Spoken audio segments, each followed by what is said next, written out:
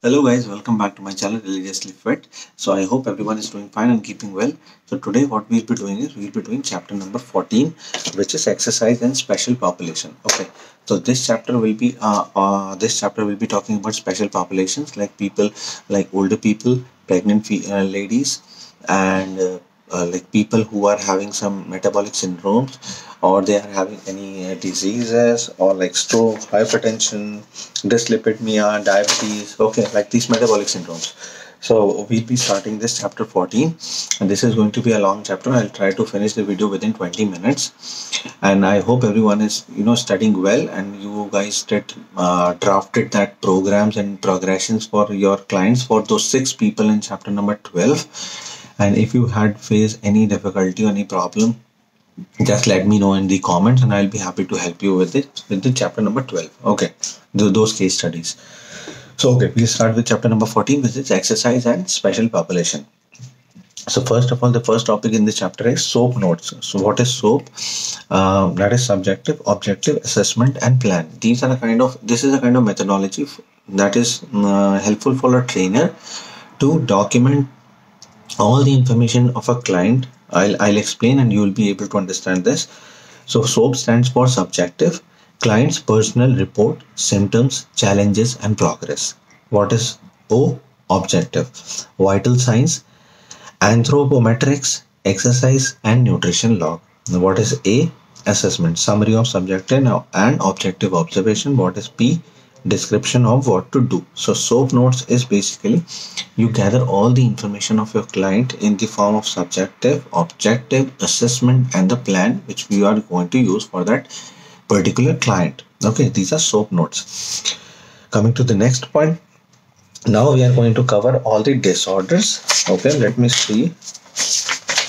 Okay, we are going to cover the disorders now. Okay, so first disorder is cardiovascular diseases, which is the most common disease among all the humans living on this planet. Every one out of three Canadian, or I think every 1 out of 4 Canadian, they die out of this cardiovascular diseases. And even in India, this is the reason behind the most fatalities in India, as compared to even road accidents. Okay, so I'll be reading this and then I'll be explaining here on. So exercise should not continue if abnormal signs or symptoms are observed. What could be those symptoms when you have to stop training your client? That is angina, that is chest pain. Okay, dyspnea. I am always not able to say this word. And then lightheadedness, dizziness, pallor, rapid heart rate above established targets. Okay, if their heart rate is going like 160, something like that, then you have to definitely stop and terminate the exercise at the very moment. And more, and the terms like this dyspnea, again, dyspnea, this is the word, and you decide how to spell it. So I'll explain all these words. I'll make a video of explaining all these words used in chapter 14, 15, and 16. Okay, so clients with documented coronary artery disease, which is also called cardiovascular disorders. Okay, the other name is CAD, coronary artery disease. So physicians supervise maximal graded exercise test. They have to get a clearance note from the physician, the person who is having any cardiovascular history, disease history. So the physician has to declare. They have to declare and determine the functional capacity and safe exercise level, because based on that only you will be training your clients. Okay, because these people are sometimes on beta blockers, which make their blood thin, and they are on certain medications, chemicals, which you have to be particular about. That you should be knowing what is the condition of their CAD and which stage are they on right now. So according to that only you have to design their program. Okay, now comes hypertension. So when your client is having a history of hypertension, which is, then in that case what your program should look like, or maybe you can say what are the things you should keep in mind.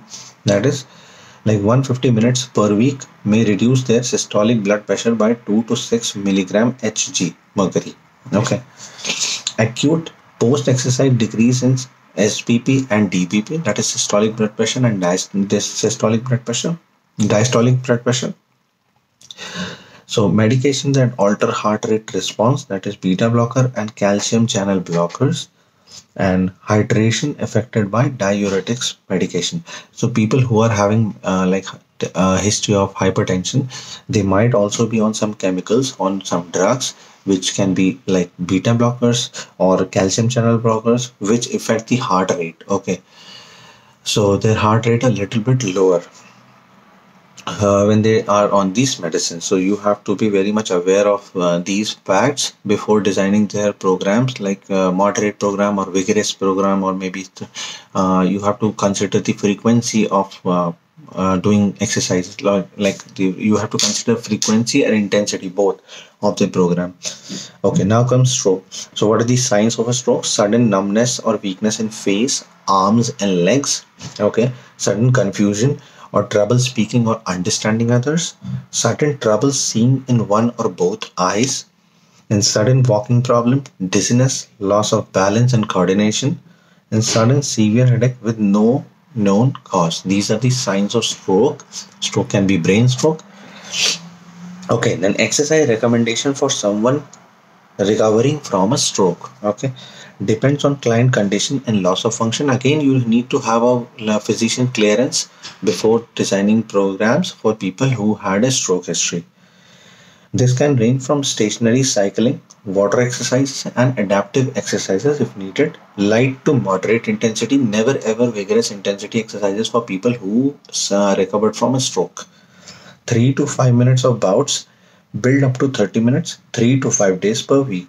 Okay, so exercise has to be till like 30 minutes. This is the recommendation from American Council on Exercise.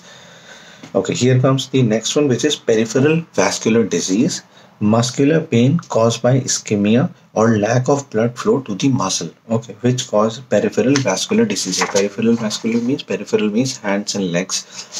So due to the lack of flow to certain organs and certain muscle, this kind of condition has been seen in some clients. Okay, so this results basically in blockage or claudication. Claudication is blockage. Okay, so exercise recommendation for these kind of client would be non-impact endurance. Okay, they don't have to hold the weights or be in a certain position until they are tired. Okay, so non-impact endurance, low to moderate intensity, 10 minutes or longer for warm up and cool down. This is a very important, 10 minutes or longer for warm up and cool down.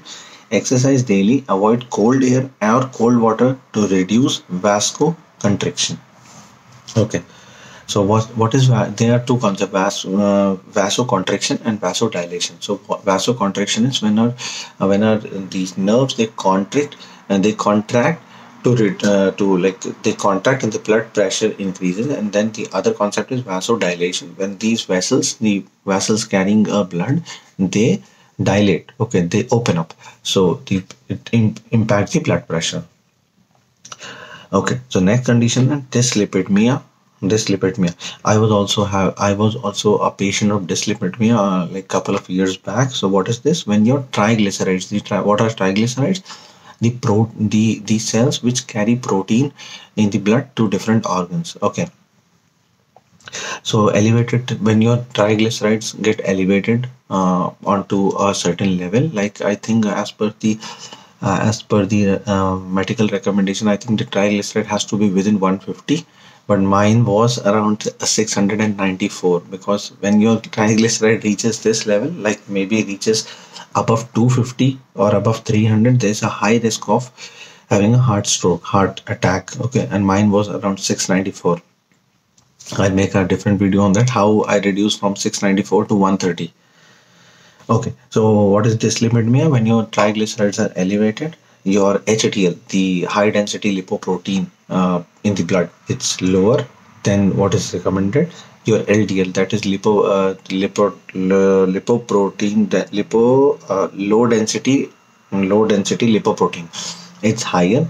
Okay, this is also called bad cholesterol, which is LDL, and HDL is good cholesterol. Because normally people don't remember this high density lipoprotein, so there's a basic name for that. Okay, and what are the effects of exercises for the clients who are suffering from dyslipidemia? reduced LDL cholesterol, that is bad cholesterol, by 3 to 6 milligram per deciliter on an average. Non-HDL cholesterol, that is again LDL, reduction by sometimes 6 milligram per deciliter. No consistent effect on okay, no concern. Sometimes I'm not able to read my own handwriting. Like these are computer notes, but I don't know why I did a lot of scribbling here. Moderate resistance training 3 times per week may reduce bad cholesterol and non-HDL, which is non-HDL cholesterol, by 6 to 9 milligram per deciliter average, and no effect on HDL. Okay. Now comes the next topic, which is diabetes. It is again the most common thing all across the world, the most common problem or disease all across the world. There are two kinds of diabetes, type 1 and type 2. So, okay, we'll discuss about that. So, first is hyperglycemia, that is chronically elevated blood sugar. Hyperglycemia is elevated blood sugar. Hypoglycemia is depressed, like the less than what is recommended or less than what is required. That is hypoglycemia.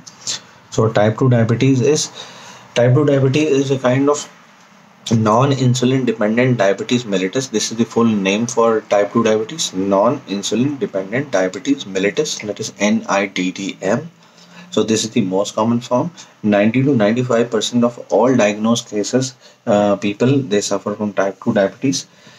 This basically why this thing happens is this creates a kind of our body creates a kind of insulin resistance.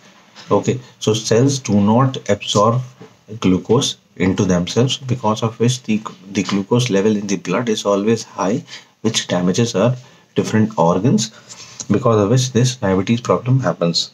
This diabetes problem is basically when our body is resistant to insulin. About 75% with the type 2 diabetes, people suffering from type 2 diabetes are obese.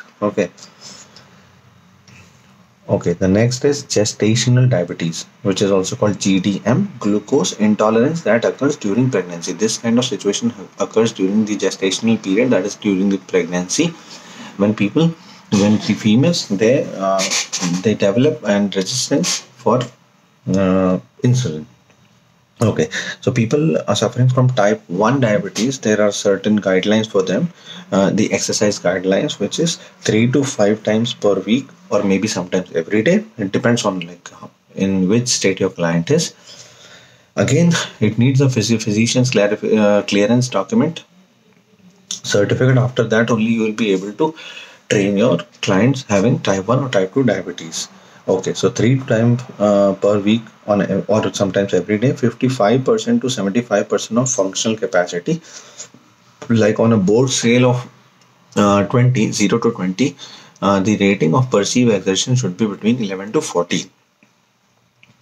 That is 55 to 75% of working capacity.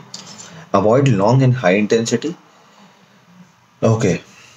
Increase risk of hypoglycemia with long duration, increase risk of hyperglycemia with high intensity. So when you are training your clients for longer duration, it can happen that they might suffer from hypoglycemia, in which their glucose level decreases in the blood. And if you increase their intensity, it may happen that increase risk of hyperglycemia. Hyperglycemia, their glucose level will elevate with. So you have to remember high intensity, hyperglycemia, high long duration, hypoglycemia. Okay. Potential complication. Avoid exercises when fasting glucose is 250 milligram per deciliter or higher. So when the fasting glucose is 250, because this can be dangerous for them, because they are already on very high level of glucose in their blood. So you have to avoid training them when they are on this kind of level of glucose in their blood. Avoid if the glucose levels are greater than, avoid if the glucose levels are greater than 300 milligram. Like you don't have to train them when the glucose levels are 300 milligram per deciliter. Avoid exercise during peak insulin activity, and then they have to be very much hydrated before, during and after the training. So again, if you are training a client who is suffering from diabetes type 1 and type 2, you need to get a proper clarification, like a clearance certificate from the doctor or medical practitioner stating what kinds of exercises they are eligible to do. Okay, coming to the next topic, which is metabolic syndrome. Metabolic syndrome can be of, like we have discussed in earlier chapters, it can be conditions like abdominal obesity, elevated blood pressure, insulin resistance, pro-inflammatory state. Like these kind of things are called metabolic conditions. Metabolic syndrome, presence of three or more of the following, which we are going to discuss, like waist circumference for men 40 or more inches, for women 35 or more inches, or elevated triglycerides of 150 milligram per deciliter or more, reduced HDL cholesterol, which is good cholesterol, for men less than 40 milligram per deciliter, for women less than 50 milligram per deciliter, blood pressure of 130 by 85 or more, fasting blood glucose of 100 milligram per deciliter or more. So if your client is having three or more of these syndrome, then they are considered to having metabolic syndrome. So I'll repeat these again for you. Waist circumference, elevated triglycerides, reduced good cholesterol, HDL cholesterol, blood pressure, and fasting glucose. So out of these five, if they're having three or more, they are considered to have metabolic syndrome. Okay. Primary treatment objective to reduce risk of development of cardiovascular disease and type 2 diabetes. Okay, primary treatment objective to reduce risk for development of cardiovascular disease and type 2 diabetes. We'll be talking about the exercise recommendation, low impact or non-weight bearing for obese. Very important. See, whenever the word avoid comes in American Council on Exercise, okay, you have to open your eyes, you have to open up your ears. That whenever the word avoid comes, okay, this is the most important thing. When you're training a client, the most important thing to consider is their safety. Okay, they have to be safe during the workout and after the workout. That is your first and foremost responsibility. Okay, so whenever you are training a older population or a special population with having any disease history, anything like that, you have to be very careful about their health, about the things, the the exercise recommendation, what you can do and what you cannot do. Okay, this is the most important thing. So exercise recommendation for people having metabolic syndrome is low impact or non-weight bearing for obese. Rating of perceived exertion on a Borg scale of 0 to 20 should be between 11 to 13. 200 to 300 total minutes accumulated throughout the week. Okay. Gradually progress from short 10 to 15 minutes bout. So people having this metabolic syndrome, you don't have to just get directly into the vigorous mode of training. Whenever you are going to start a particular client, so you have to start from 10 to 15 minutes of training and gradually seeing their progress, you have to increase their duration. Okay, but the rating of perceived exertion on a Borg scale of 0 to 20 should be between 11 to 13. That means it's a kind of light to moderate exercise, and should participate at least 3 to 5 times per week. Now people for having condition of asthma, clients need to have rescue medication with them at all time. Asthma, okay, that's a breathing problem.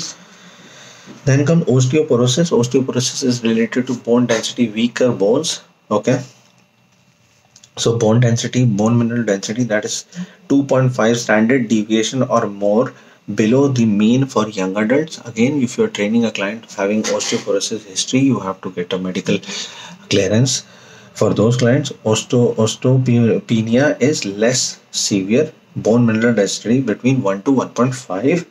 Increasing bone, how to increase the bone mineral density for the people having osteoporosis history is that plyometric exercises and weight bearing exercises to increase the bone mineral density. You have to like put some pressure, put some force on the bones to help them increase the density, which can be done by doing weight bearing exercises and plyometric exercises.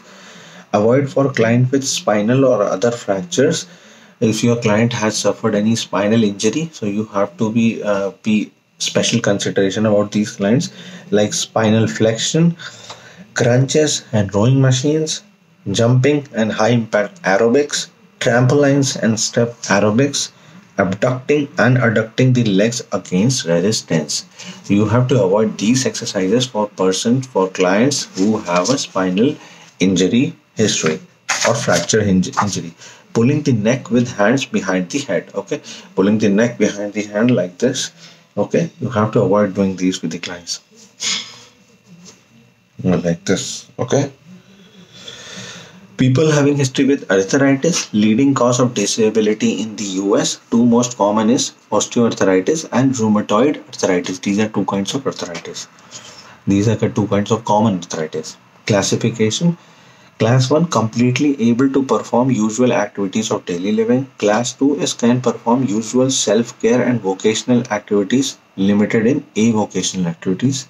Class 3 is can perform usual self-care, limited in vocational and avocational activities. Class 4 is limited in ability to perform usual self-care, vocational and avocational abilities. So these four are the the severity of arthritis. Class 1, 2, 3 and 4. Okay, the people who are having class 1, they will be able to push and pull things like these are called activities of daily living, what you do in household on a daily basis. And class 4 is like they are completely non-functional with regards to activities of daily living or any other type of activities. Okay, this is the most severe form of arthritis.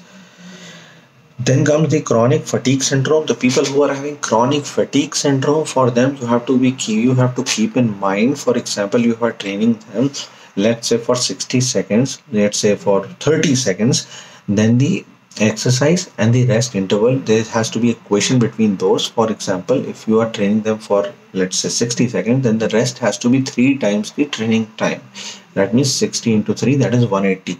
So if they are training for let's say 60 seconds, you have to make them rest for 180 seconds. For people having chronic fatigue syndrome. For people having lower back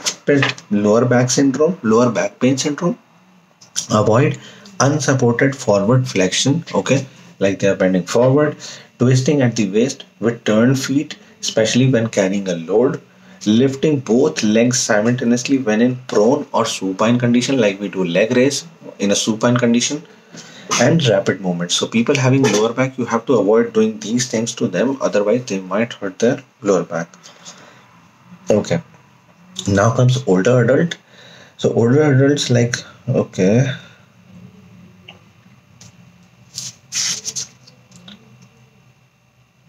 there's nothing much for older adults. Okay, we are going to the next one, which is pre and postpartum. Okay, that is pre and post pregnancy. Pregnant women should acquire physician clearance. That is most important. And avoid. You have to avoid. This has to, you mark this thing in your notes. Avoid extensive jumping, hopping, skipping, bouncing or running, deep knee bends, full sit-ups, and double leg raises. Contact sports. Okay, bouncing while stretching, activities where falling is likely, and after first trimester, longer than 5 minutes in supine position should be discouraged. Okay, after first trimester, longer than 5 minutes in supine position should be discouraged. So these things, again I'm saying this because this thing is very important, that you have to consider carefully when you are training special population, people with metabolic syndrome, cardiovascular diseases, arthritis, osteoporosis. Okay, pre and postpartum, like older adults, lower back pain, chronic fatigue syndrome, okay, asthma, cancer, dyslipidemia, and peripheral vascular disease, stroke, hypertension. All these people, when you are training these people, you have to do a careful consideration of, first of all, you have to see the doctor's clearance certificate, medical clearance certificate. Second thing is you have to keep in mind what do you need to avoid doing with these clients. And third thing, you have to ensure that the workout, during the workout and post workout, is safe for your clients. Okay, so this was chapter number 14, exercise and special population. We are done with this chapter. Next is chapter number 15, which is common musculoskeletal injuries and implication for exercise. This is also a long chapter. We'll try to finish this again. And do let me know how was this video, was this helpful or not. If you have any questions or concern, do let me know on to my email, which is mentioned in the description, and also on the comments. And if you like my content, please do subscribe to my channel for getting all the updates regarding the ACE chapters. study material. And also, if you need my notes, I'll be happy to share with them for you. You just need to contact me over email and or maybe comment on the YouTube video. Thank you so much for watching and stay tuned for the next chapter. Thank you.